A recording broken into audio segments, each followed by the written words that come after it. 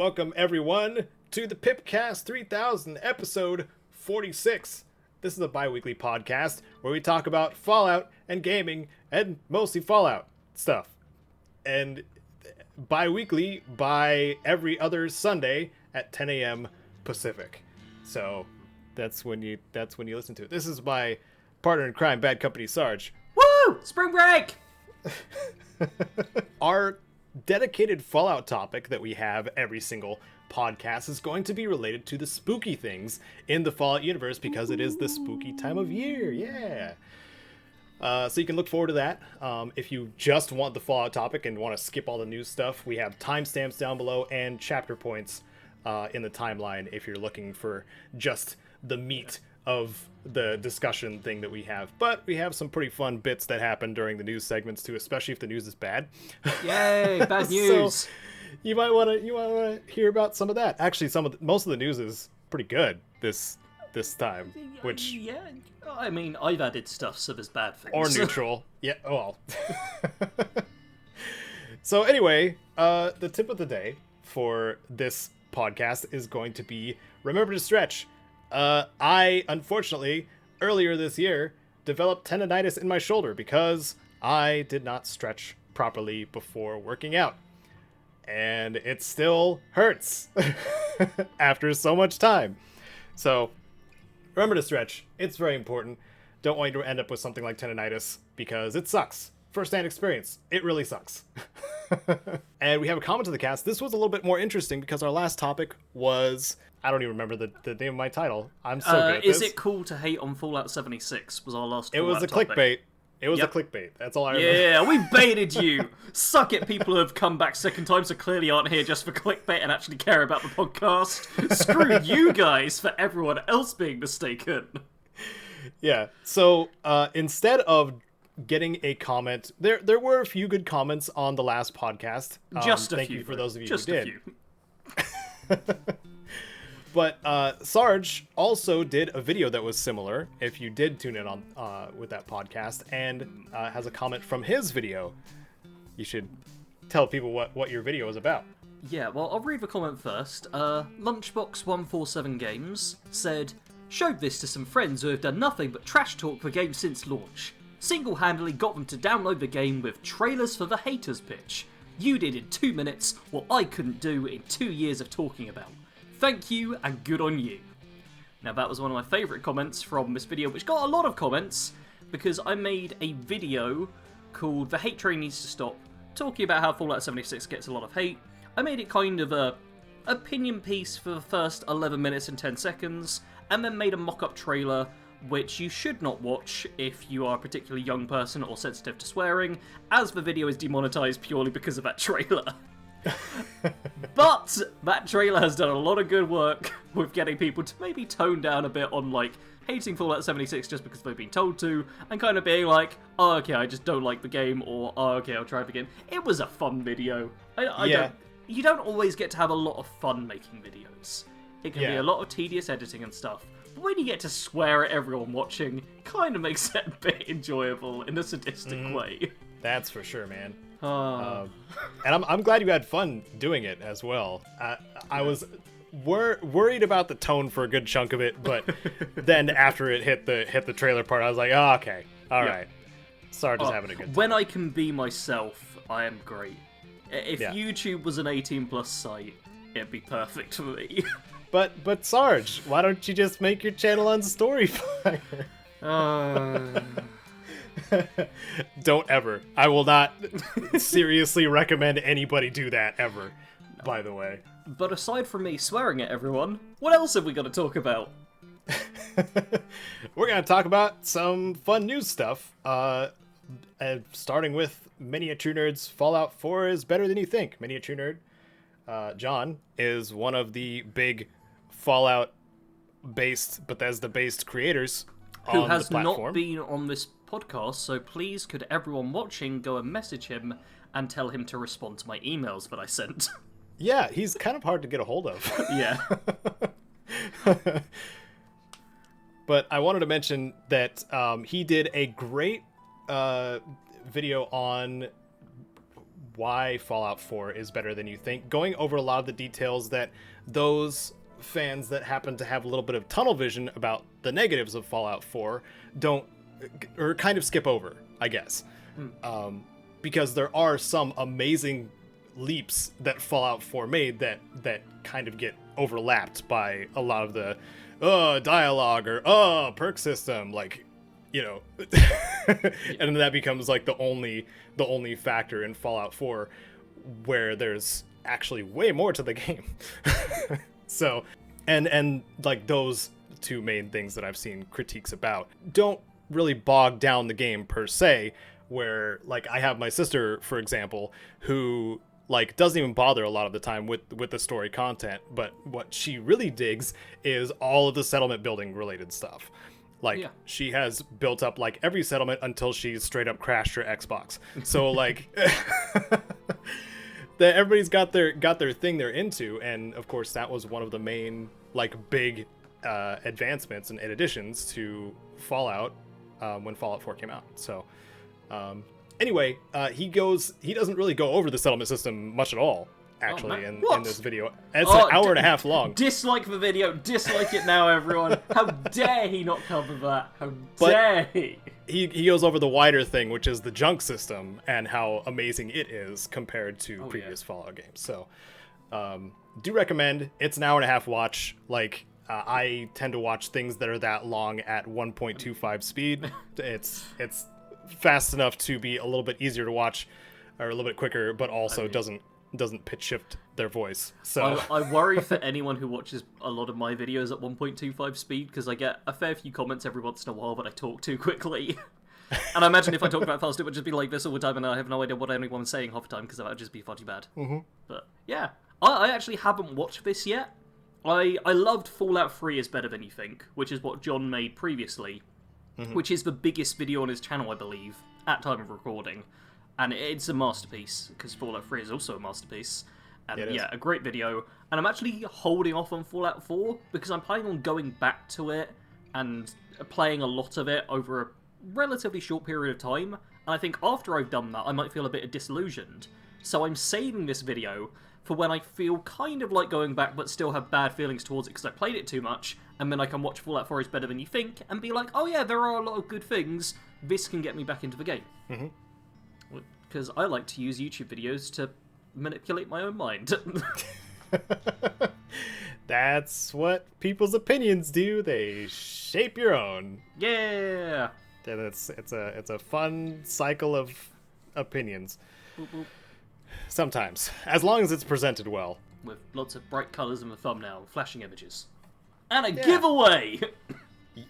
Yeah. Speaking of something that, man, a lot of us would love a giveaway about, Baldur's Gate 3 has released in early access. Last time we did the podcast, we were notified that it was going to be delayed by about a week to October 6th, I'm pretty sure. Which was unacceptable news.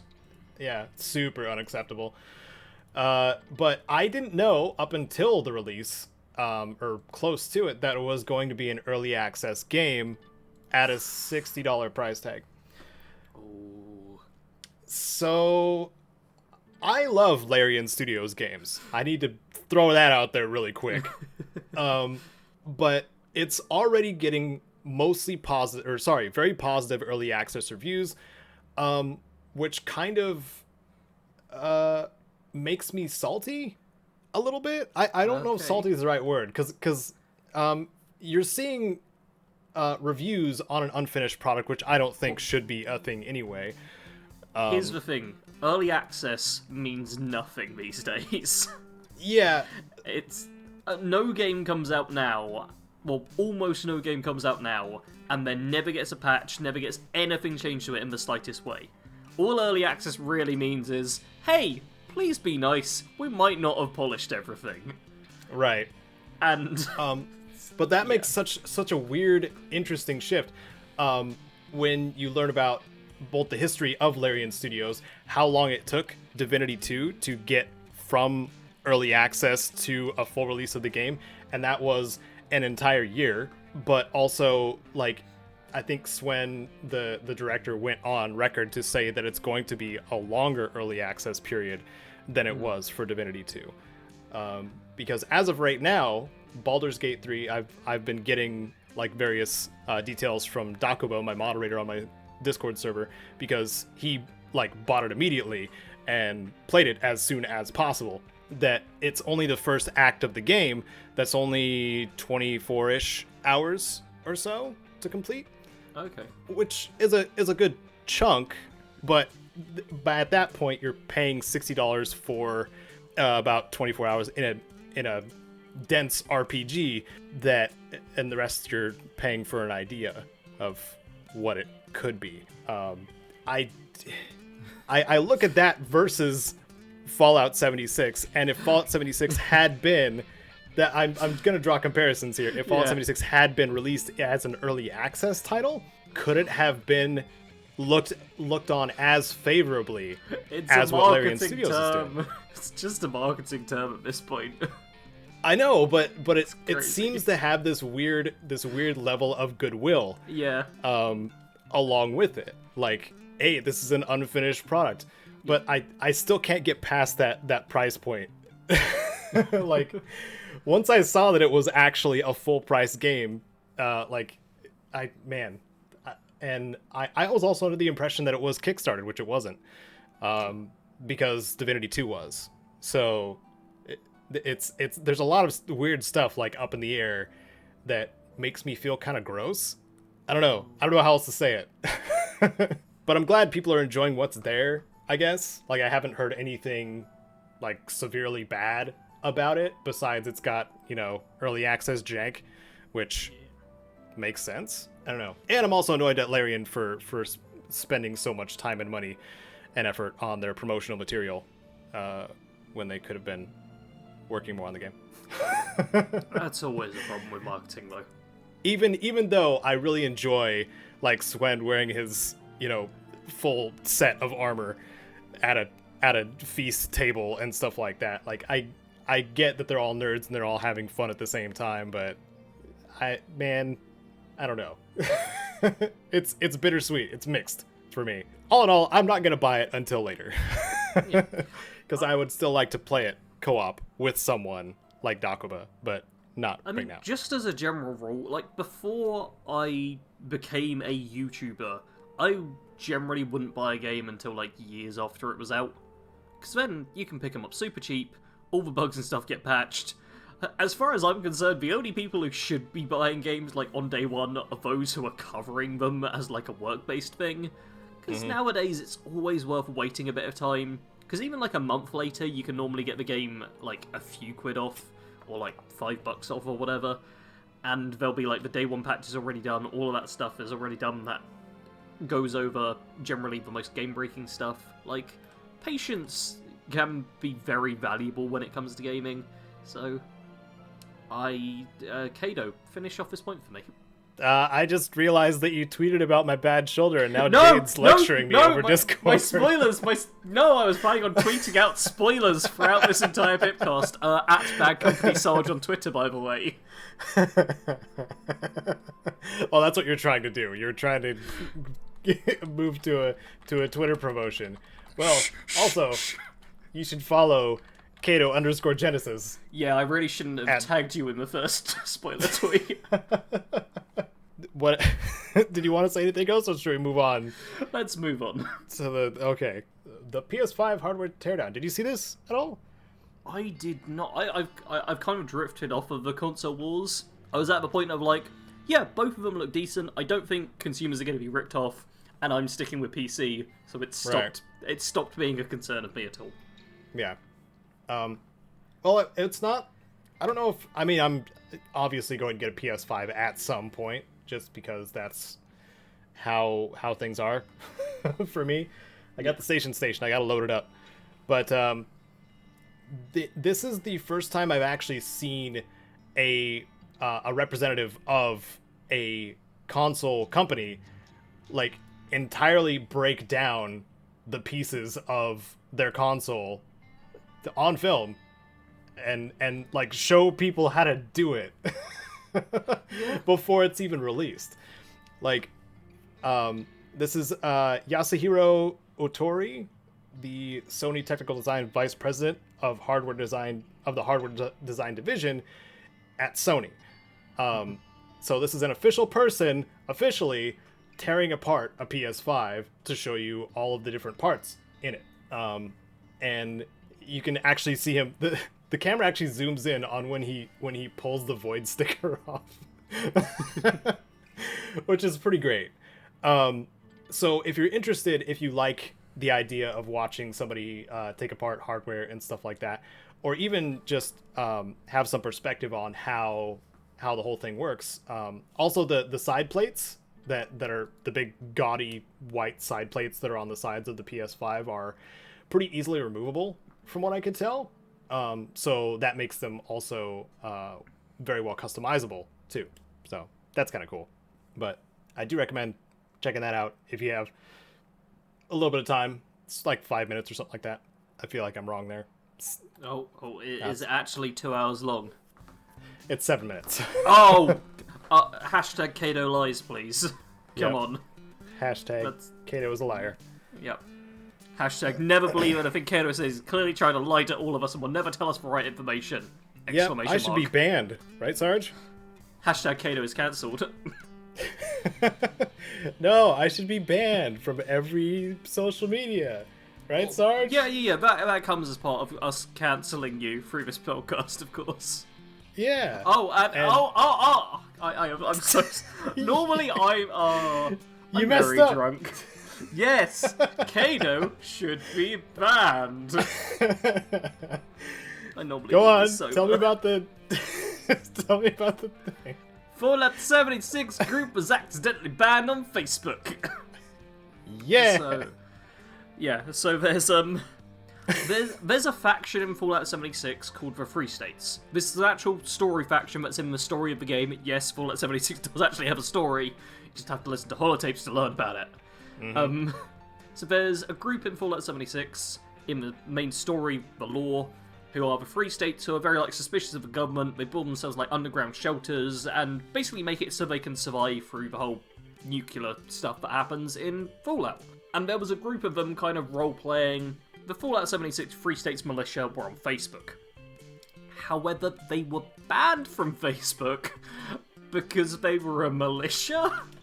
Not a real one, a fake one, in a video game, role-playing as the Free States, who are kind of anti-government, and Facebook has recently come in with some new restrictions and stuff for political-based things, and this group accidentally got banned alongside it. Because it was this is clearly a group that's trying to destroy the actual real-world government, and isn't just a bunch of gamers role-playing. So we better ban them right away. Well, that's a bummer. So they got their page or group reinstated, I assume, right? Man, I probably should have. I literally found this right as I was checking for podcast stuff to add in, and I was just that's funny, so I've got to add it. Yeah, a Facebook spokesperson did apologise. Automation error. Makes sense. I mean, it doesn't... Okay, they continue to operate on Facebook. Yes, it did come back. Okay, good. Wait, no, that's not actually talking about them. That's talking about real-world militias, which are fine on Facebook. I genuinely don't know if they're actually on Facebook still. It doesn't say it. We've got a PC Gamer article, because that's always where I check. Yeah, I'm not sure. Well, this is very recent news as well, to be honest. This is from barely 2 weeks ago. Which is just go to Facebook and check. Oh, we spent too much time on Facebook before the podcast. Did we? No, viewers, we did not. The original Free States, brackets, Fallout 76 group, PS4 private group. I've checked through their Twitter, and that's what there is as their actual thing. There's only 94 members. Yeah. That's a fairly... I suppose it is a private group. But yeah, okay. So it looks like they came back pretty soon after the article was published. Weird. That's good. That's weird. Also, I've just seen that Bundicott is tagged alongside a bunch of other things that I don't recognise. And Bundicott was nice enough to, whatchamacallit, provide some audio for a video of mine a while ago. Oh, nice. Yeah. And I keep That's forgetting to message him, telling him the video's out, and I feel awkward now messaging him because it was out like a month ago. Better late than never, right? Yeah, I'll message him next month. Anyway, you know what else is awkward? When your video game doesn't fit on your SSD. Wow. Boom. I looked at your tag and it was just Modern Warfare is thick. I assumed it had something to do with hard drive space. It's actually pronounced because there's a lot of C's when I added into the notes here. Yeah, so Call of Duty Modern Warfare apparently no longer fits on a 250GB solid-state drive because it's just the ridiculously biggest game ever made. That is terrible. Yeah. Like, here's the thing. I'm sure Caedo and I have, like, terabytes of stuff free on, expansion drives and stuff, but my local disk drive is 250 gigs, and I'm sure I've got, like, games and other things on that one. But having, like, a single game take over 250 gigs of space, it's kind of ridiculous. Mm-hmm. Like, it's a very pretty game. There's plenty going on in there. But it clearly isn't, like, well optimized, and they keep updating it, and it just seems to add stuff. It doesn't seem to ever, like, overwrite so much. It's just like, no, we're just gonna add more and more onto this. And it's getting to the point where it's difficult for people to play the game. It's kind of ridiculous. I wonder if, I mean, here's what I think kind of tends to happen with a game as good to look at, I guess, as Modern Warfare. Maybe I should not talk out my butt and actually learn like when this game actually came out. Uninformed, Caedo. We want everything to be wrong. We need those negative comments correcting us, and then people arguing to defend us, then other people getting angry at them, then everyone just resorting to a bickering match. We need those. All right. Engagement. So I don't know. So I don't know the size of the game, even though bickering matches are fun. I don't know the size of the game on launch. So that's like missing information, but I would guess that it was pretty large on launch too. Yeah, I mean, back on the 3rd of January 2020, it was 175 gigabytes, which is the second biggest PC game by file size, and it's now over 250. Yeah, and that is absolutely absurd. Yeah. I wonder if it's something along the lines of just too much high definition textures. And if they're also implementing, like, which is part of their marketing at this point, if they're implementing all of these cosmetic things that have to be in the game forever after that point, the game's going to gain some bloat from that too, as with any other online game. But I don't know when comparing Modern Warfare against literally everything else, including MMOs that have been around for a decade, how it's larger than they are. Well, it does have like a Battle Royale mode, which is a large map with a lot of different players going on it and having to work all at once. So I imagine they're having like the entire thing like pre-rendered straight away or stuff like that. So they've probably got an entire like huge map going all at once that's very high quality, which is going to be a lot of it. But I also imagine they're just not using many tricks that you'd normally use to, like, reduce that stuff. Like, the single-player example I always think of is, have you seen the gif of a camera showing you how a world is rendered in a single-player game? Where you get, like, the standard field of view thingy, and then, like, there's like 10 degrees more either side of that gets rendered, and everything else is darkness. Oh, you're talking about like when Guerrilla Games did that preview of their engine? Yeah, there's been a few of them I've seen. It could have been that what I saw, or it could have been many others, because I've seen a few of them show it, where it just renders what it needs to render. Obviously, in a multiplayer game, you need to render for every single person, and I'm guessing they're just throwing a lot of it into the actual thing as well, along with it being a very pretty looking game. The Call of Duty games always do look good, which is nice considering they're made like pretty much yearly.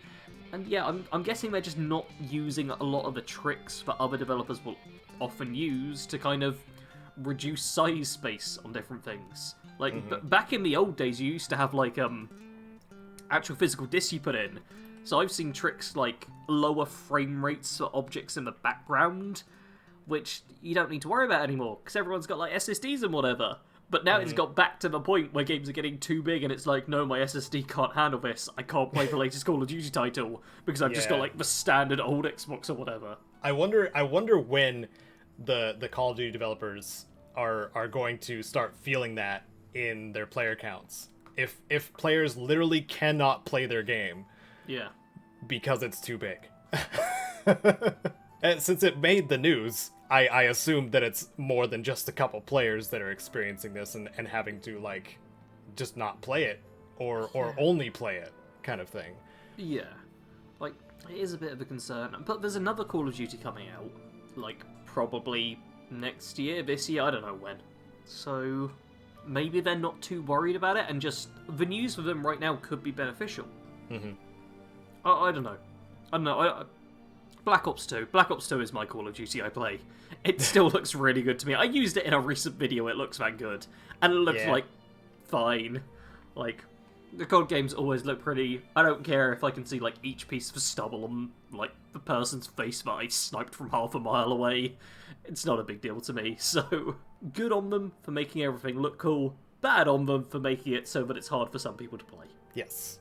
Oh, and those in rural areas trying to download it, good freaking luck. Yeah. 0.08 megabytes per second upload speed. That was fun. That's something that a lot of people don't consider, too, especially publishers and developers. Yeah.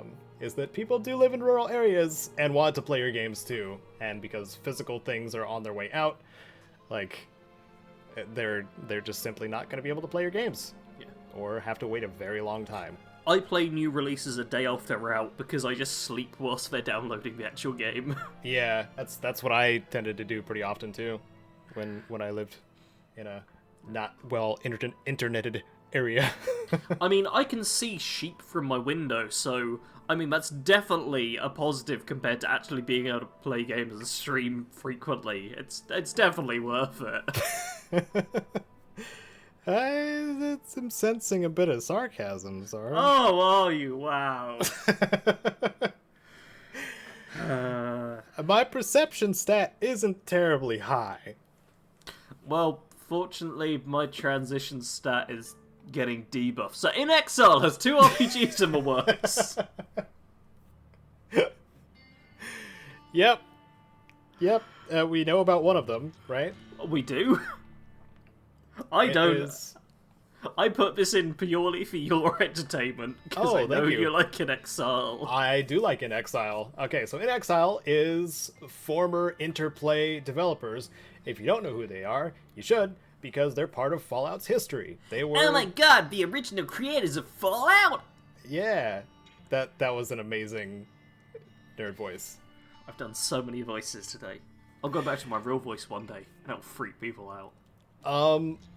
Their recent VR title called Frostpoint VR Proving Grounds has been announced, and let me see. It says coming soon on the Steam and the Oculus Rift platform. So Vive, Oculus Rift, and Index. I think there's multiple PC ones now. So, it's a VR shooter. Competitive shooter, it looks like.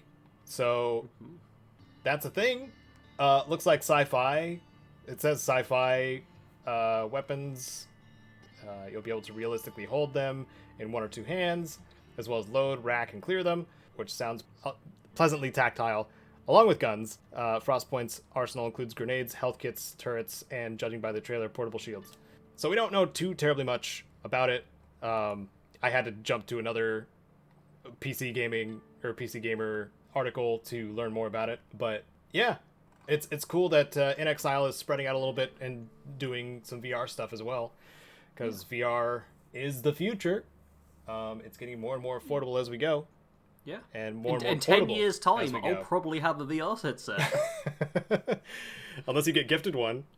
Oh. Oh. Yeah, if people in the comments could tell me they're going to buy me a VR headset, you can lie to me, it's fine. I just want to feel like I'm being spoiled. Find Sarge's P.O. box below. No, just Oh kidding. god, please, don't dox me! Don't dox me! It's fine, I'm hoping to move house within the next decade. I don't need to worry. Yeah. Well, there was one thing a lot of gamers were worried about, right, Sarge? Is it microtransactions, how everyone's terrible, or how your opinion is wrong and my opinion is right? It could have been a lot of those things. But I'm more specifically talking about crunch. Ah! That? Yes, developer crunch. Oh, one sec. Yeah. Better? That. Oh, I'm Yes. so sorry, everyone. So, I think this is going to be one of the best episodes. CD Projekt Red kind of went back on what they said they were going to do in relation to the development What? of How? Oh, of Cyberpunk 2077. Caedo, I'm getting heated now. Did they not obey to every single letter of every single tweet they put out? Because if they didn't, you know that I'm just gonna burn all of my Witcher 3 socks that I own. Because this is unacceptable. Yeah. Yep. I guess you gotta start the fire up. Well, just you carry on whilst I set my room on fire quickly. So I was gonna ask you what else happened, because you're the one that linked this. Oh, curse me for thinking I could add stuff to here. Yeah, so CJ Projekt Red is generally seen as one of the better developers out there and one of the better publishers out there and one of the lovely people who we all just snuggle with at night out there. And platforms. Well, not Yeah. platforms, storefronts. Yep. But they're just as horrible as everyone else because as Cyberpunk 2077 comes closer to release, they're asking for their developers to come in for an extra day at the weekend and get paid for it. And that is crunch, and we do not allow it in any circumstances, even though this is like 100% better than like 99% of the crunch that we come across. Yeah, they're getting the developers to work an extra day on the weekend, paid, in order to get the game out. Which, I mean, yeah, do make sure the developers have time off. That is important. That is always good. But this is far from, like, the fully evil thing. But you guys know what the internet is like. Just look at the comment section. Someone's already hated on me for... It doesn't even matter what. There's always going to be people who take things to the extreme. And this is a case of, yeah, it would be nice not to have the crunch, but they're wanting to hit a deadline. The company is pretty good. The head of the studio, Adam Badowitsky, as you pronounce his name natively, did address it and said that the company will share 10% of its yearly profits with the dev team, which is something they do often, and they do clearly try and treat their developers well, which is good. Like, seriously, as someone who's been an employee before, treat your employees with, like, respect, give them, like, pay rises and stuff, and they will stick with you to the point where they get heat stroke and have to literally quit before they die. Like, just... yeah, CD Projekt Red seems like a decent company to be working for, but they have technically gone into crunch, because there's always crunch within the industry, because video games take a lot of work, and we're unwilling to pay more than $60 for them. Yeah. So... I will be a prime example of that. Yep. If you want to get angry at the people up in charge who are making lots of money, be angry at yourself as well for not being willing to pay more money for a game that you're likely going to spend hundreds of hours in. Yeah. Dang it, Caedo. I'm so angry with me. Yeah, screw you, Caedo. You're the worst. I know. Ugh. Thank you. Like and subscribe. I mean, dislike and subscribe. Oh, yeah. Dislike and... oh, no, I'm not even going to say that because someone might be dumb enough to do it. That's it. Yep, that's it. That's I will say, a 6-day work week. I'd like that now. Yeah? Yeah, I think Caedo and I, as like self-employed people now, can be like, yeah, 6 days. 6 days sounds lovely. Imagine a day off every single week. Yeah. I don't... even if I'm not working, I feel like I'm working. Yep. I'm sure you feel the same way, Sarge. It's impossible to stop. Self-employment sometimes has some negatives. Yeah. And that's the main one for me is not being able to turn it off. Nope. That's why I drink. Jeez. Hey kids, alcohol's great, but don't drink it. Give it to me instead. That's the responsible thing to do. Okay. I guess we'll use that. We're allowed to joke, Caedo. It's fine. It's fine. I didn't swear. We can keep it in. Okay. Let's do that. So we finished off with our news topic, so now we're on to the wonderful Fallout topic that's going to have to do with being spooky. Oh. Yes. Fallout has a lot of spooky things and moments, and because I think you did a bit of a redesign at your camp in '76, and I did a spooky video. So man, I forgot I did that. Thanks for bringing that up. Yeah, no problem. Yeah, I decorated my camp to be Halloween themed. Seems like we have a short-term memory on what we complete too when it's done. Well, I was going to reference something I did like 6 months ago. What was the 6 month ago thing? What was that? It's something I actually want to publish to my Twitter at BADCompanySarge. Follow me, or I will track you down. Whoa. I think a threatening's the best way to get Twitter followers. No, I made like a little Halloween test video edit, and I shared it on my Patreon, patreon.com/BADCompanySarge, and it's like not particularly good. Jared, Matt, I wanted to say Jared, but I said Jared from Jared Gaming. I can't even say it. Jared from Jared Gaming. That was hard. Obviously covers a lot of horror games. Oh, I'm so sorry. Covers a lot of horror games. So I actually got his feedback on it as well. And I'm gonna hopefully do a few edits to it, and then post like a little short Fallout 4 cinematic horror story themed thing to my Twitter for my Halloween video, which is the thing I was gonna talk about as like my plug. But apparently I also made a camp build. Yeah. Good job Caedo knows about it, because I forgot. Yeah. I watched your character build thing too, but I made wow, I've been making content. You have been. I don't even remember being asleep. This is amazing. Yeah, well, that's good that somebody remembers, I'm sure. Because that means your content works. Yeah. So, going back to the actual topic, talking about spookiest things in Fallout, what people find spooky, and I do cover this in my spookiest things video, which should be up by now, and that'll be linked in the description and in the info card, that it's subjective. It's based on the person. Yeah. So what I find scary in the Bethesda games and Fallout games specifically may not be the same as someone else. Yeah. You can like have one that's a lot more common, like being jump scared by ghouls. I've been jump scared by ghouls several times. Yeah. To be fair, I had that literally happen today as I was double checking something for this topic. Or it could be just like a phobia thing, like if we're talking about something like Skyrim, like the spiders in Skyrim. If somebody's got arachnophobia, that's a big nope from them. I think I mentioned in like the what other locations to Fallout be set. I think I mentioned maybugs, which freak me out. Yeah, that's right. Like standard spooky stuff, I am immune to. I watched horror movies like throughout my entire childhood, like Nightmare on Elm Street. Elm Street was like my standard, hey, let's watch a fun family movie kind of thing. That was like a series I binged over and over again.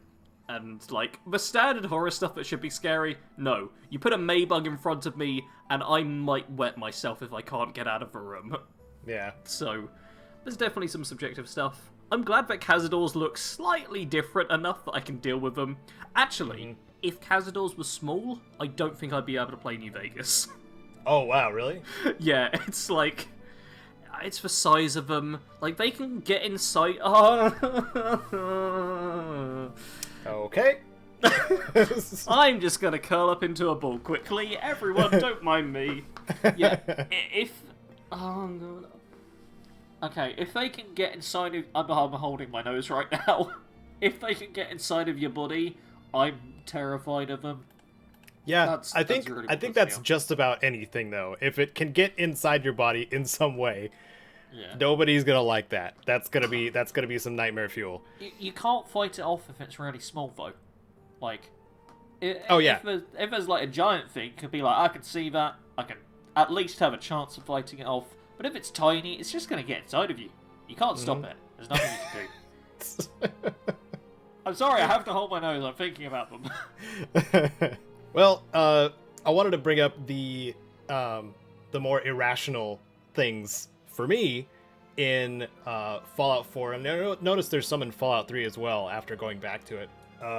Mannequins are a big spook factor for me. I'm not a fan of mannequins at all. I don't like that they're doing things that humans do and that they look like humans, but they're not humans.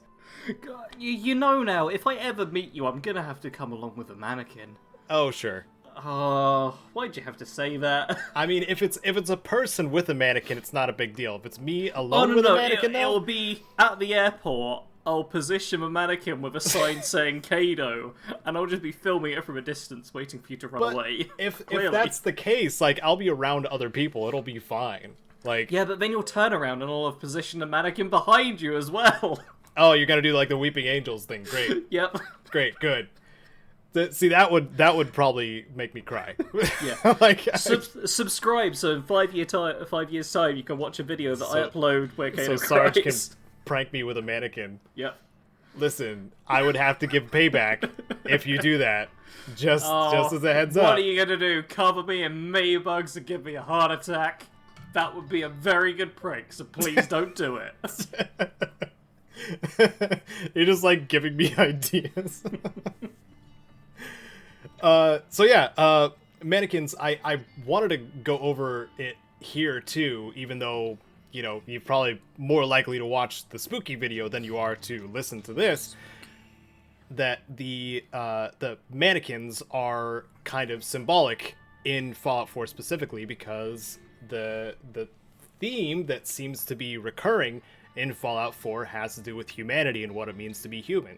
So this can play with, I guess, the psychology of it a little bit when you're seeing mannequins doing things that they shouldn't be doing, or in situations where, you know, like, somebody set this up, or do they have minds of their own? You start getting that weird, like, horror as well as, like, what does it mean to be human kind of question in your mind. At least that's how it kind of plays out for me. But I used the Concord Speakeasy as my first, I think, my main example, because upstairs in one of the rooms, and it's one of the easiest ones to go to, there's 3 mannequins surrounding a skeleton in a bathtub, 2 of which are wielding machetes, and one which is wielding a plunger. And the skeleton's skull is in the toilet. And you turn around and look at the bed, you see a skeleton on the bed as well as a female mannequin. So, like, you'll just be like, what the frick happened in this upstairs room? And, like, when were these mannequins placed? What, did the humans have anything to do with this? Or was there some sort of weird, like, Toy Story type situation where they come to life when nobody's around? Like, yeah. So I think that's a good thematic tool, I think, for Fallout 4. Like, I know I was talking about Mini and True Nerds, Fallout 4 is better than you think, and I want to draw attention to that thematic element because it's so subtle to some people that they don't, like, catch on, and maybe it's supposed to be, but I mean, I know I can tell that it's intended by the developers. Yeah, that never gets to me, because as I'm sure I've probably mentioned on the PIPCAST a couple of times, because it's my favourite philosophy principle to quote, I'm a big Occam's razor guy, and I'll always go for, like, what's the most, like, easy, understandable explanation, because it's almost always the case. And, like, mannequins being in weird places, people have gone crazy, people place mannequins, have you seen what people who buy mannequins nowadays are like? They'll put them in weird positions. Post-apocalypse, it's gonna be multiplied. That stuff. Have you seen any of Up Is Not Jump's videos? Yep. Yeah. There's a mannequin. He does some weird thing with mannequin. And let's not elaborate it anymore. Let people imagine in case they haven't watched it. Just go watch Up Is Not Jump's channel. No. Just imagine. Imagine, then DM him on Twitter telling him what you imagined without watching. Oh no. He'll appreciate it. Yeah. For that reason, though, there's only two things I find scary.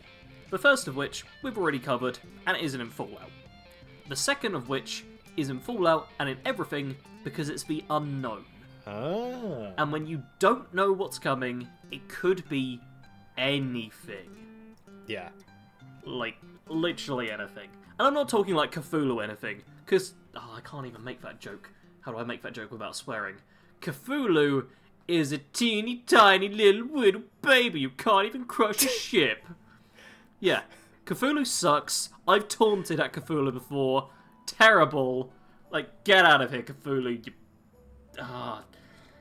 Well, I want to make the point that I'm not allowed to swear on the PIPCAST, and it's very difficult to show off how terrible and sucky Cthulhu is without swearing at it.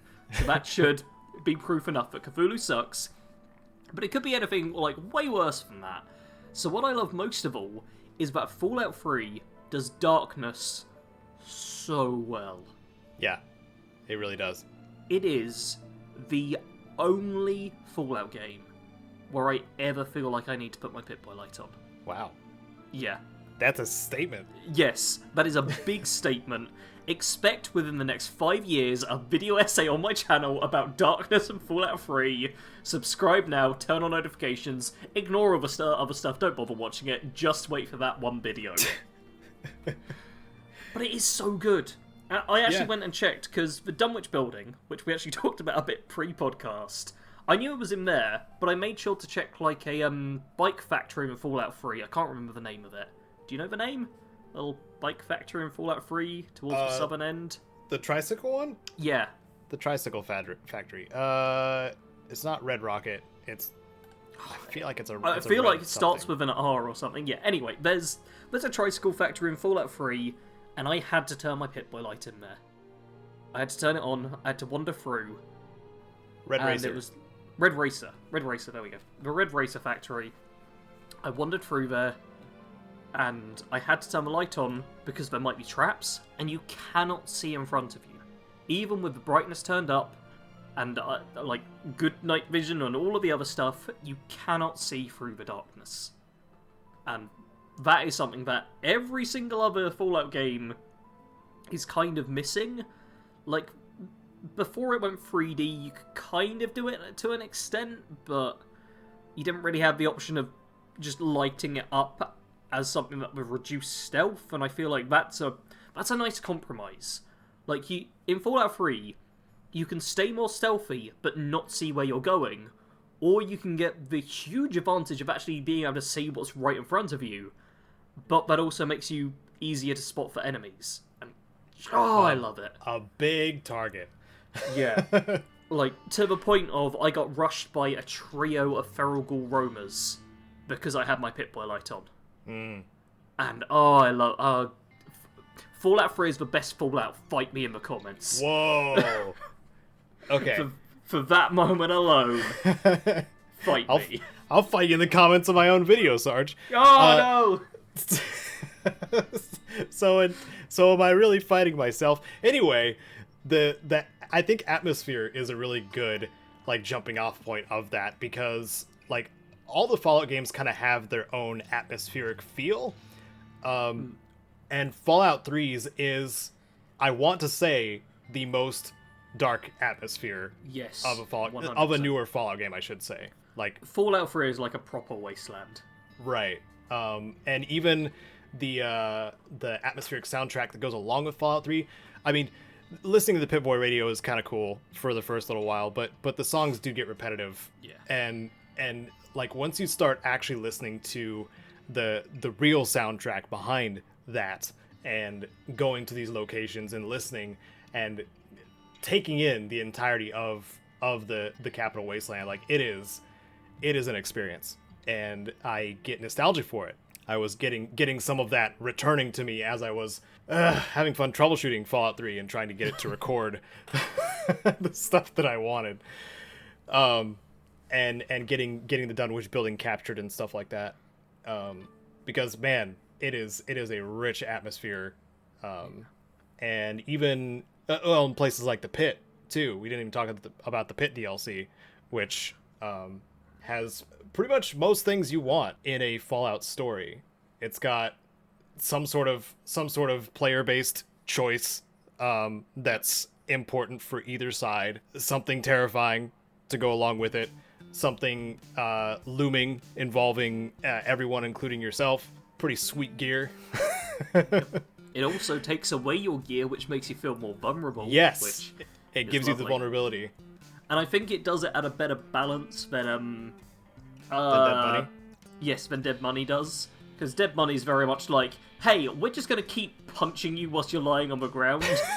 Whereas the Pit is like, no, we're going to kick you to the ground, then we're going to watch as you crawl your way back up, which I prefer. Yeah. I came to realize, too, that I enjoy how many water sources there are in the Pit that aren't as irradiated as they seem. I went through there and I was like, ah, crap. I like beeline to it from Vault 101. Like I didn't do much between the beginning of the game and the Pit, and I still survived pretty easy. Yeah, my old Fallout 3 strategy was build a character, go to Intelligence Bobblehead, go to Pit. Oh wow, yeah. That was what I did every single, like literally every single time until my most recent playthrough. That was what I did. Yeah, it's hard not to, too. Like once you, especially once you know where the Intelligence Bobblehead is. Yep. It's hard not to. Which you can find out by watching a guide on youtube.com/Caedo Genesis. I never did a bobblehead guide. What? How did you not make... I'm going to destroy the promotion right now and be like, I have actually considered making one now. Yes, because I never did. I'm pretty sure I originally found your channel for like Fallout 3 guides. How did you not make a bobblehead? Oh man. Well, should I tell the story? Because it's going to go off the rails for a bit. Go ahead. Okay. It's already off the rails. So, my inspiration for guides has been William Strife. He did some incredible guides for the 3D Fallout games. But he kind of tapered off and started like leaning into Let's Plays and then live streaming, and then it just really like trailed off on... What kind of a terrible person live streams? Blah. On his channel. I'm assuming and hoping that his live streaming is doing really well. Yeah. Because, well, for one, he's got an extremely buttery voice, and I can listen to it all day. But I saw that he did a perfectly serviceable Bobblehead's guide, and I was like, well, it's already... I can't really improve upon what's already there, so I'm just gonna move on to, like, the uniques and the armor and stuff like that. So that's what I ended up doing. But now that YouTube has crazy compressed things from the 2010-ish, 2008 to 10 era, especially when HD was considered 720p, or 720p was considered HD. Yeah. They guides from that time don't look as good, and also we have way more people watching on mobile devices, so they need to be able to see things on screen a lot better. So now I have a lot more of an excuse to make a Bobblehead's guide for Fallout 3 because I have more experience. I know what makes things easier to watch for my audience specifically. Mm-hmm. And it shouldn't be too difficult at this point because I've done it a lot of times. Made guides, that is. Not made guides for Bobbleheads, because that would be redundant and insane. So I have also like mildly considered doing like remasters of previous guides that I've done, but there's some like the Steel Ingots guide. It works perfectly well as it is. And I think that was the first video of yours I watched. Yeah, and I'm probably never going to remake that because any change I make could ruin it. Yeah. So So that one's fine. That one's gonna stay. If anything, I would maybe like get the original, the highest quality version I could find, which is backed up on one of my hard drives, and then sharpen it a little bit, and then upscale it so it would be easier to watch for some people. Man, Caedo Nordic here, coming in with like a 5% remaster. Yeah, I mean, it's over 7 years old. I might as well cash in again, right? Yeah, it will cost you $60 to actually watch the video, but it will be worth it, trust me. Yeah, become a member now. Make it like a members only video. That'd be stupid. Oh god. That would still show up in people's subscription feeds. They'd be like, wait a minute. $60. Okay. Other than having to pay $60 to watch a video, what else is spooky? Oh, well, we were talking about the pit, so trogs. I don't like trogs. I think they are spooky. They can creep up on you, and they're not at eye level. They're at like knee level. They are smaller. I must admit, they're not small enough for me to be scared of them, though. Depending on which type of trog too, because the trog brutes are like waist high, but because all these things are running around on all fours, and not a fan of humanoid mutants running around on all fours. That's scary to me, as well as their general history, which I go into in my spooky video. So that's a plug for that again. So, yeah. Trogs. Also, that character was so effective that New Vegas used that model twice for the spore carriers and the tunnelers in both the main game and the DLC. So, like, it was an effective character model with its run loop and attacks too. So. But they also took advantage of the with the spore carriers specifically. They were like laying down until you were close enough, and then they would get up. But you know, I want to complain that VATS kind of ruins a lot of the horror elements. Of Fallout. Having a computer just be like, oh, here's the enemy. It most annoys me, I think, in Fallout 4, because, like, if you go to a place like Far Harbor, which is full of horror opportunities, you can just hit your VATS button whenever and see the gulpers hanging in the trees. And you're just like, oh, well, now that sense of fear and wonder is ruined by a really cool aiming system. Speaking of Far Harbor, that's actually the one I wanted to talk about, because that kind of relates to the whole not being able to see what's going on. Because I personally am not like scared of the sea, I literally live by it, so I can't be too terrified. But always the thought of like what's under the water kind of off-puts me a bit. Because like, I can't see under it. I live in England, the sea here is not clear. Like, it is not pretty. So yeah, thalassophobia is a fear of the ocean or fear of open water.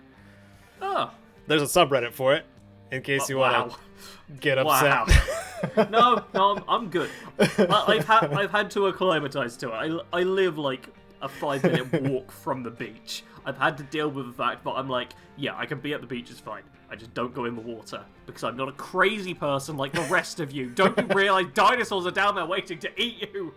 But yeah, that is something in Far Harbor where, when I first played the game, I was terrified, and I love it, because feeling anything is just something I'm all down for, because I'm a heartless monster.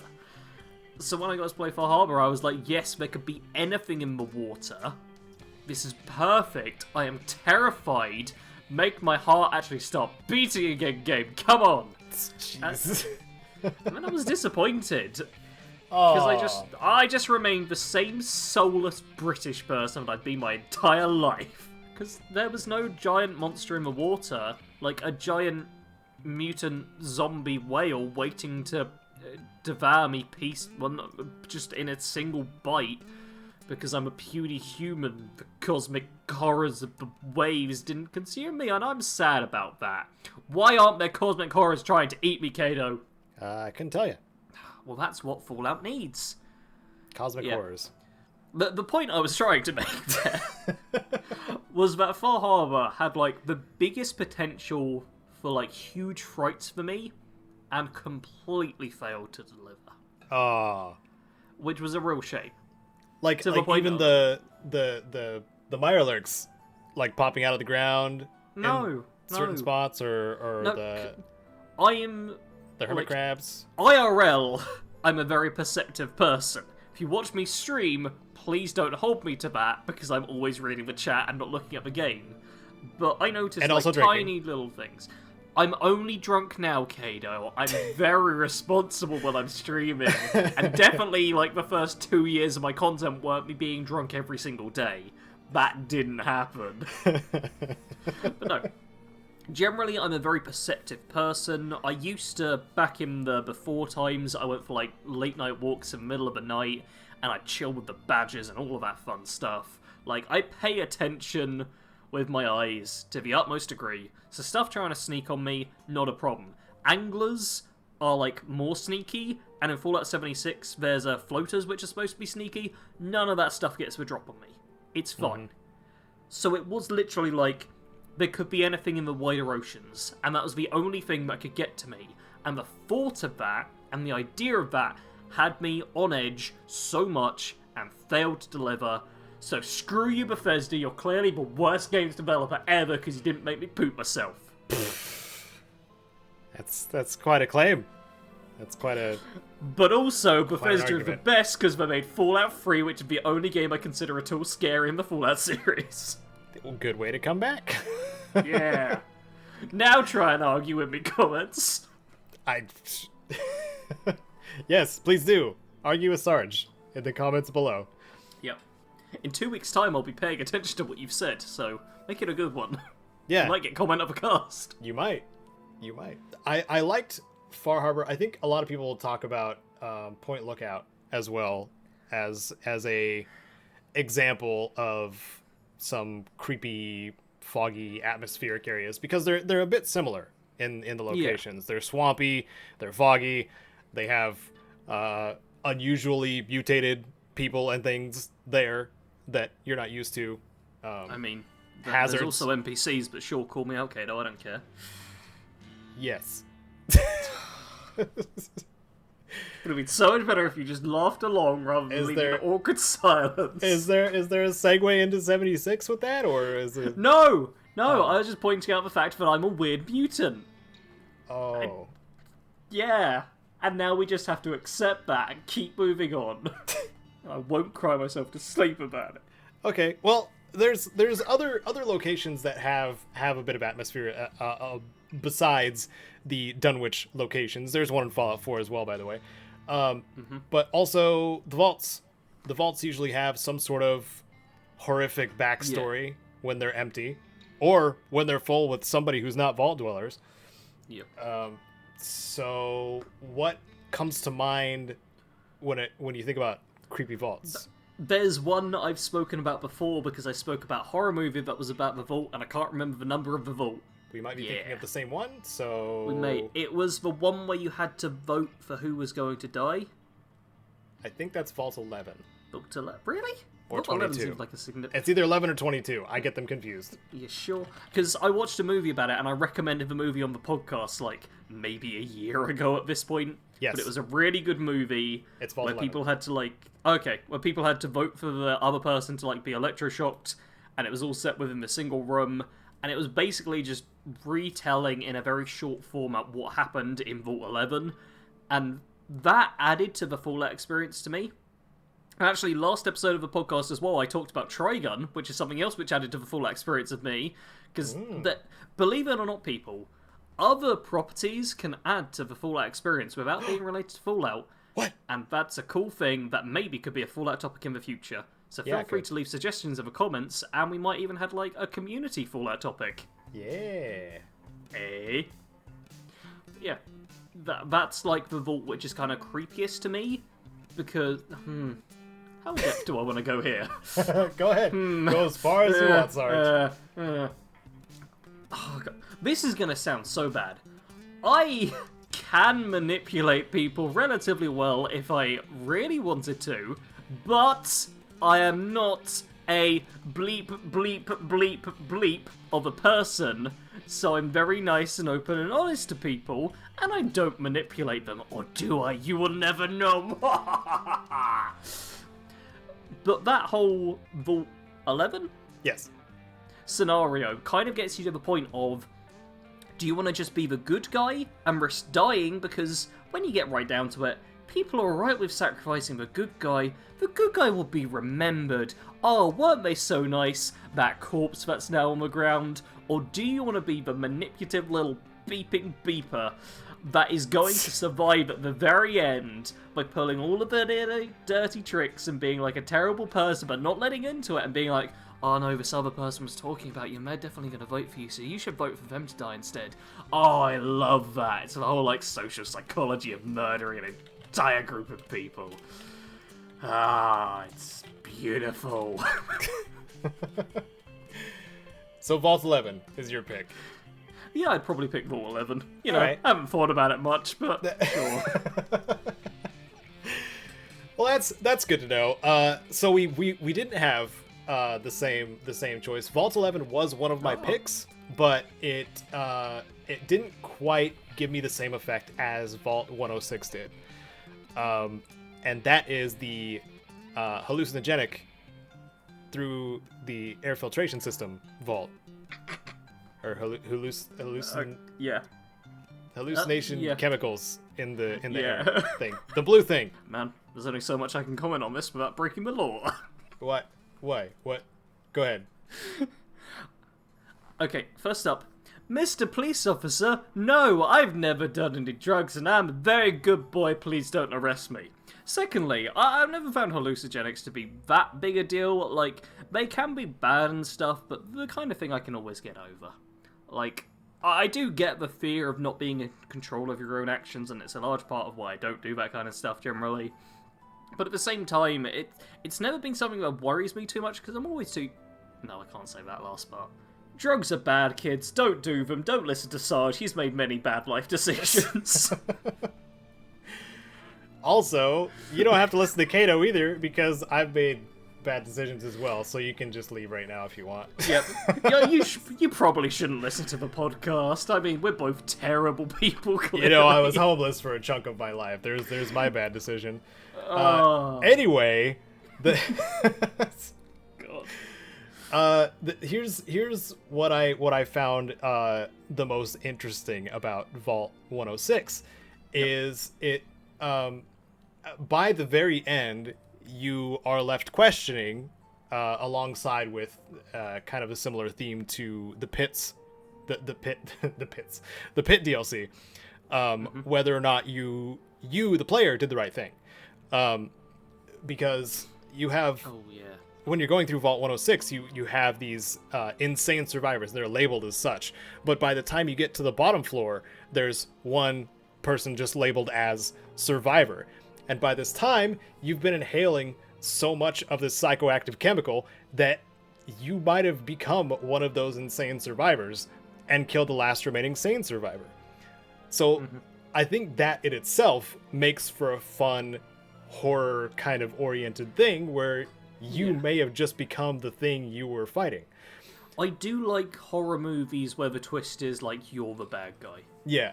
That's always like a fun thing to do. Kind of thing. And yeah, I've also never, like, I love horror movies, and I've never got to the point where that as a twist ending has felt like, oh my god, so overdone, whatever. That's always been a solid one. For all the horror movie directors listening, stick with that. Yeah. Yeah. Also, I did learn something as I was recording through it. Didn't get to save all the footage because action was being stupid. But I got into I think the residential. I want to say the residential area. It was further down, but there's one of the rooms where you have the viewing window and then you have the door right next to it. If you're looking into the viewing window, the entire room behind that window is upside down. Until you go through the door, and then it goes right side up again. Which that's cool. But it doesn't put the blue filter over it, so you don't know if that's actually It doesn't go along with whatever everything else is doing, so it's easy to miss, is what I'm saying. So pay attention to the viewing windows too in the vault, because you'll find the upside down room and be like, well, that's interesting. I do appreciate the subtle little details that get put in. Yeah, so I thought that thing was really cool. But yeah, Vault 106 is probably my pick. I mean, you have the Gary Vault too. A lot of people are scared of, an absurd amount of clones coming at you. So there's also that. Like, I've always wondered, like, real world, if you could clone in that same sort of way, what it would be like. But the actual vault itself, nah. I'm me. I'm not called Gary. If I named one of my characters Gary, then yeah, I'd be scared. But otherwise, I'm fine. Mm-hmm. I want to ask you, Sarge, if you had anything in 76 that you think provides a horror aspect or atmosphere. Man, see, I'd say kind of the problem with 76 is that it is a multiplayer game, so you'll have no scope of 42069 running around as you're listening to the holotape of someone losing their entire family, which kind of undercuts the mood. Yeah. That being said, the end of the Mistress of Mystery storyline, I didn't find it scary, but I did find it sad, and it was kind of like this is what humanity has become after post-apocalypse, and I could see people kind of viewing that in a negative light if they were particularly scared of that kind of scenario. I don't want to... I'm literally avoiding spoilers now, because if you haven't played 76 or are playing 76 and haven't done the Mistress of Mystery storyline, I would recommend it, because it's, like, literally, even if you are so against 76 that you're not willing to, like, pick it up on a free weekend or anything like that, just go to a Wikipedia page and listen to, like, any holotapes were on there for this storyline. This is a genuinely good one. Mm-hmm. And I think you can get value out of that. Like, there's moments of not proper, like, horror scariness, but just, like, that's sad? Like, really sad? Like, and I could see people getting scared of them having to deal with a similar situation. Bleak, depressing world, kind of fear. If you feel like your depression isn't bad enough, listen to some 76 holotapes. Yeah, I mean, yes, that's... I think it should be noted here that some of the 76 logs are some of the most depressing in the Fallout series. Yeah. I want to make sure people know that. Yeah, well, 76 is set like 25, 26 years after the bombs drop or something like that. Mm-hmm. So it's not people rebuilding the world, which is legitimately my criticism, or biggest criticism of Fallout New Vegas and Fallout 4, is it's not so much post-apocalypse as post-post-apocalypse, because it is people rebuilding rather than dealing with a devastated world. Hence, Fallout 3 is the real dystopia and the last dystopian Fallout game, in my opinion. Expect a video essay at some point. Oh, what did you say, Caedo? I forgot where I was going. I was too busy plugging. The holotapes depressing. Yes. Okay. Perfect. Thank you, Caedo. Mwah. You're welcome. Yeah, you get to hear people actually like losing their minds, which is something I loved from the original Borderlands game, which was the first game I played where vaults were involved. Haha! Yeah. That's a kind of connection, which I'd make much better if I was thinking. Bandits are basically raiders. Psychos are basically raiders, so... Well, Pandora as well. The thing was, with Fallout, it was nuclear devastation which drove a lot of people mad, made them into raiders and crazy cultists and whatever. In Pandora, it's like staying awake for 64 hours a day because the day-night cycle is just crazy on Pandora. Mm-hmm. So, I was about to say, I really enjoy people like going mad, but a better way to say it is, it's very interesting to see human beings like driven to the edge of their sanity and then just being gently pushed over the edge, and seeing what happens to them after that point. Yeah, I liked one of the ones that stuck with me. I'm mainly kind of going over the points of my actual spooky lists, with allowing more detail. YouTube.com/CaedoGenesis, the channel you're already on. Make sure you subscribe so you can check out the spooky list. Yeah, patreon.com/CaedoGenesis if you want to support more things like that. Yes, on a serious note, Caedo is doing this full time. He's making you entertainment. If you have got a little bit of money, I know everyone doesn't, so don't feel pressurized, and you feel like being nice, and you really enjoy this, and it's a solid entertainment for you all the time, consider like even $1, because believe it or not, most of us don't care too much if you're donating like $5 rather than $1. If you are donating, that is like, not only financially is it nice, but it's a real big ego boost and like incentive to keep making content. Yeah. So to all of the patrons, and shout out to patron legend Sven, to all of them, a huge thank you, because you literally keep us making this stuff. Yeah, couldn't have said it better myself. Thank you, Sarge. Hey, Drunk Sarge is actually nice. I was going to talk about the Wendigo, and basically the origins of the Wendigo. I literally forgot they exist. And Jesus, Sarge. Oh, good shout, Caedo. Good shout. Yeah. So, the story behind the Gourmands, one of the raider groups that got went extinct during the Scorched Plague. Well, and sort of extinct. They kind of extinct themselves. But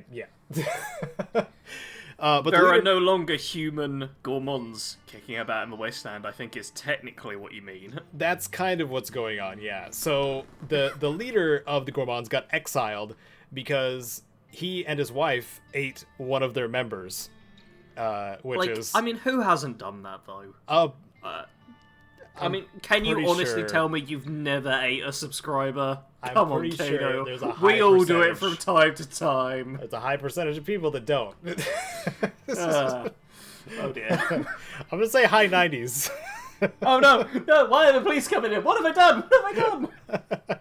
So when you learn about this, and I said this in the video as well, that Wendigos are hidden very well from the player as you're playing through the story of 76. So when you do get that reveal, it's like, oh my god, what happened? Like, because you end up going to Wendigo Cave. I mean, the name's kind of a dead giveaway, but you're on the expectation that you're going to find out what happened to the Gourmands, and you're probably going to find some corpses like everybody else you've come in contact with via like holotapes and whatnot, learning their stories because they're already dead. But you find that Morris is still alive, just not in the same shape as he used to be. And you have to kill him, which is really cool. And of course you can keep going back to Wendigo Cave and continuously kill that one that drops from the ceiling. But overall, like, it was a nice surprise, and the cave itself is pretty creepy too, because it's got bone chimes everywhere and traps and various other enemies that show up. I will say, for me, that wasn't the Wendigo that really got me, and annoyingly I can't remember the quest, but after the sheep squatch kind of got added in, there were some cryptid quests that got like miscellaneously just hidden throughout the game. And there's one that takes you to a sunken church, and as you go through, there's nothing to worry about. Like, you're perfectly fine. You just read these journals from a person who like fell down and like broke their leg, and then they had other people fall in with them and get hurt as well, and they couldn't escape from it. And eventually there's like 3 of them, and the person who's writing the journals is like, man, this other person's like really creepy. He's telling me we're gonna have to kill the 3rd really nice person and eat them to survive. And then after that, the next note is like, kind of like, oh, this person's clearly gone insane. And after you finish reading the note, you turn around and there's a Wendigo about to murder you. And, oh, it's nice. The fact they've managed to land that in a multiplayer game is impressive. Yeah. Like, in a single-player game, it's simple enough just being like, okay, Atlas is at this position, we trigger the Wendigo spawn. Right. Having it be the case and still manage to work when there's, like, 20 other players on the map at all times kind of thing is real impressive, and beautiful little moment. Absolutely. I want to mention too that the biomes in 76 also lend themselves fairly well, depending on which ones, obviously. Yes. It also takes place in a creepier biome, which is good. Yes. The mire is, I think, by far one of the creepiest, if not the creepiest. Well, I mean, the Maya's also unexplained. Like, we know that the plants and stuff are apparently alive and can sometimes, like, infect creatures. Mm-hmm. But because it's not something we're particularly used to, it is still like this, oh yeah, I guess the plants are just trying to kill us. Let's just wander through this entire marshland filled with plants, and I'm sure we'll be fine. Well, we kind of had it explained, but now it's somewhat cut content, Vault 94. So... yeah, like, it is a bit murky ground there. Like, new players will have no idea. Yeah. Those of us who have played for a while will be like, yeah, you guys missed out on a terrible vault raid. Yeah, Sucks you to did. be you. It really doesn't, actually. No. You missed nothing. Sometimes content is cut for a good reason. Yeah, oh, absolutely, dude. I feel like that was the worst possible time to be playing Fallout 76. Maybe, yeah. If you were playing that level of the game. Yeah. That was the worst time to be an experienced Fallout 76 player who had run out of things to do. Yeah. Well, okay, maybe it's safe to say that was the worst endgame content that was ever introduced. Yeah. Yeah. There's better endgame content now, like Much. Earl Williams. Yeah. Who's also spooky, and I have his head at my cap, or heads, should I say. Yeah, and they're gross. And they move, which And is they pretty nice. move. Yeah, Wendigo Colossus, by the way, which is a giant body horror kind of version Which of the literally Wendigo. makes you run away in fear with one of its attacks. Yes, unless Which you have is- liquid courage. Yeah. Which is, like, probably the only time fear has been used specifically as a mechanic against a player in a Fallout game. Yeah. I pretty cool. can see it being used later too, or something similar. But it's a very kind of universal raid mechanic at this point that got adapted into Fallout 76, and it works pretty well because there are hazards you can run into while you're running in fear and die. Yep. It's literally the only way I've ever died in that fight. And it's a pretty fun raid too. They have a player cap. Unfortunately, as of right now, there's no level requirement, so newbies can show up in this event and fill up one of the 8 slots or multiple of the 8 slots and be completely useless in the entire fight and make you really frustrated. But the raid itself is still fun. Yeah. And generally it goes fine. Yeah. And some the power difference of some players too is pretty absurd. I think yesterday we had a queen nuke, and I fast traveled as soon as the nuke dropped, and the queen was already dead. Like somebody just insta killed her, and It's fine though, because magic weapons are apparently fixed on the PTS, and then we only have to worry about hacked weapons, glitched weapons, legacies, and just general basic unbalancing in the game. great. Yeah, We're a fifth down on the problems. that's one step forward, and no Yeah. steps back. Hopefully. Well, other than failing to fight the Queen in 76, have you been playing any other games, Caedo? Ooh, there you go. You're coming back. I'm sobering up. I'm just walking the line. Well, okay, so I've been playing pretty much every Fallout game. Yeah, That we have matters. show notes Like- for the podcast, and Caedo has here Fallout 2/3/MB/4/76. Yeah. So pretty much every Fallout game, and that was simply for the sake of making the video that I made. Like I had examples of spooky things from all of those games. So It's been 2 weeks. How do you find the time? most of that time was spent troubleshooting. I'm gonna be honest. Oh, fair enough. But I I'm could guessing it's like, hey, I gotta play a game for 30 minutes. yeah, I could reload old saves, so like it wasn't like starting from scratch or anything like that. Some of the saves did crash the game, mind you. Okay. The games, I should say. Fallout 3 and New Vegas were just an absolute pain because I hadn't played them since I switched over to Windows 10. Also, I've been playing Civ 6 with Kite some more. Haven't gotten it out of my system just yet. So I did learn that I really love the Scythian Empire, because their civilization abilities are based around cavalry combat, as well as recovering health when you win a combat. So like if you're producing light cavalry, you produce 2 instead of 1. Like, that's their passive, as well as from combat successes you gain health. So you can just steamroll pretty much anybody if you have enough cavalry, which you produce double compared to everybody else if you're playing as Scythia. So it's really fun to play as Tomiris. So also been crazy tempted to get some of the DLCs, or the DLC for Civ 6, because we've been playing it so much. But I'm on the verge of having it out of my system at this point, so I don't know. But I did produce something. I talked about the Spooky Countdown several times already, which is going to be, again, in the info card on the upper right-hand corner if you want something else to watch while you're having a snack or want to know what kind of spooky stuff to find in Fallout. But I also made my first supercut of a Let's Play that I had made of Fallout 1. Yeah. I think this was a Let's Play that I finished in early 2019. So it was relatively new, and it was also in a video format that I could actually put into my editor without it being like, I don't understand what this is. So the first test actually took over 24 hours to render, and it wasn't even uploadable because it was 1 gig too big, and I can't make it up, and I'm still mad about it. Because like the maximum file size, what was the maximum file size? I forgot.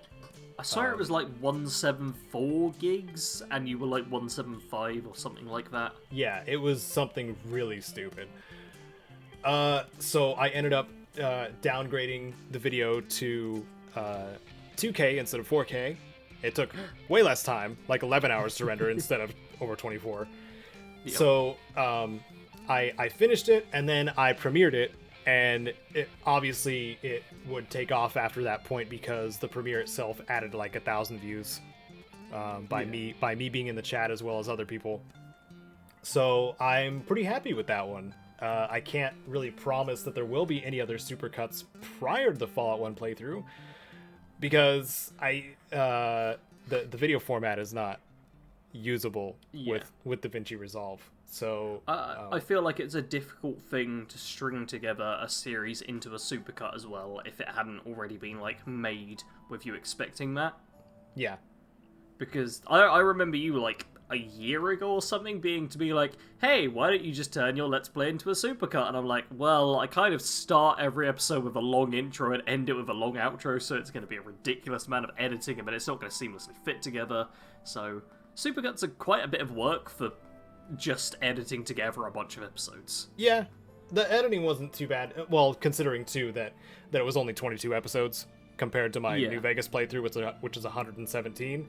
That's, Jeez, that's a lot. That's like 5 times more. Yeah. So that would be a little bit more work. So but it was a good experiment. It was, proof that I could do it, and it would actually turn out good, which is probably what I was concerned about the most. But yeah, the intros and outros are cut out in all the in-between episodes. I have a main intro and a main outro, and that's it. And the rest is just gameplay.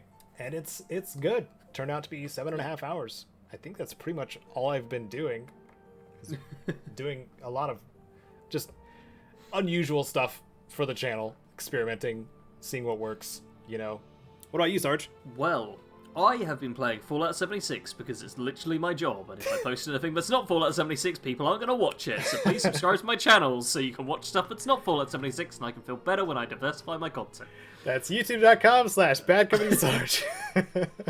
Other than that, though, I've had like a few more casual games I've been playing, just because sometimes you need to remember that games are for fun, and you should play the stuff you enjoy. Yes. So, I played Final Fantasy IX. I've actually tweeted about it a few times and had Caedo respond to me on Twitter, or maybe it might have been a Discord message, I don't know. But you responded to me because I completed a friendly monster storyline, like a badass, making friends with monsters. Yeah. How cool am I? And then Ozma killed me because I got cocky. Yeah. And Yeah, Ozma is like possibly the hardest boss in the game. I think so, yeah. Like, it's a hidden boss that you have to do like this whole really long storyline to go down. A side quest storyline thing to actually fight against. I'm doing it like at the earliest point of the game it's possible to do it as well. And I got to the point where I almost beat the hardest boss in the game first try with no difficulty whatsoever.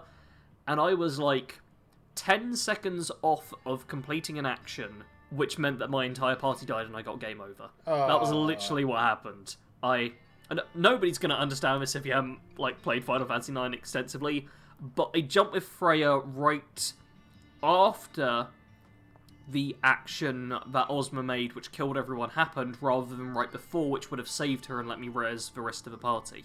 Yeah. See, Caedo understands because he's played the game. But... I know what you mean. It takes Freya out of the fight for several turns, so if the party gets wiped, you still have one party member left that jumps down and is able to revive the rest of them. Boom! Yep, that's basically what happened. And I just timed it ever so slightly wrong, which is easy to do. And it was just like, quite annoying because I was so close. But yeah, and I haven't been back to the game since, actually, which I feel quite bad about. But that's because I've been playing Borderlands 3 and doing my Mailman challenge run. What? Which I will explain now because I never bothered making a video about it because I was ill when I started it. Yeah, you should explain that. So Borderlands 3 has weapons from like 8 or 9 different manufacturers like Atlas and Dull and Maliwan. And when you get 100 kills with a weapon of that manufacturer, the Borderlands 3 mail system sends you a weapon from that manufacturer. What I've done is, for this challenge run, you can play as any character, you go through the game, the first weapon you pick up from each manufacturer, so the first Maliwan gun you pick up, you can use. The second Maliwan gun that drops that you could pick up naturally in-game, you cannot use. After that first weapon, you can only use weapons that come through the mail system. Oh. That is the challenge run I'm doing. The weapons that come through are scaled to your level, and they can be anything from uncommon rarity to rare rarity. This means you don't get to use any legendary guns, you don't get to use any guns you pick up, you can farm enemies for like better class mods, and better shields, and better grenades, and better relics technically as well, but you can't farm them for guns, and you'll also find yourself, if you just charge through, facing enemies with guns that are like 10 levels below their level. It also forces you to really learn a lot of the guns that you probably didn't bother with, because you went, oh, I've got this legendary, let's not bother with that like rare drop that I got, which isn't going to be as good, and I'm actually really enjoying it. Yeah, there are actually some rare alien barrel weapons that are really good. I've even found like just some like uncommons and like epics and stuff, and just various things where I'm like, oh man, I can use this really effectively.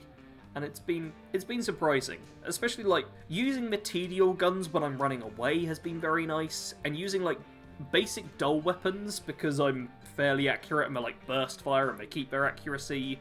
Like enemies that are tough at crits, it's like cool, if I've got a dull weapon, no matter how good it is, I can do well with it, and it's a much more enjoyable way for me to play Borderlands 3 now, that I've kind of got to the point where I can either play it normally and have a super easy time, or I can crank it up to the hardest difficulty and be like, oh, why haven't I grinded for a week straight?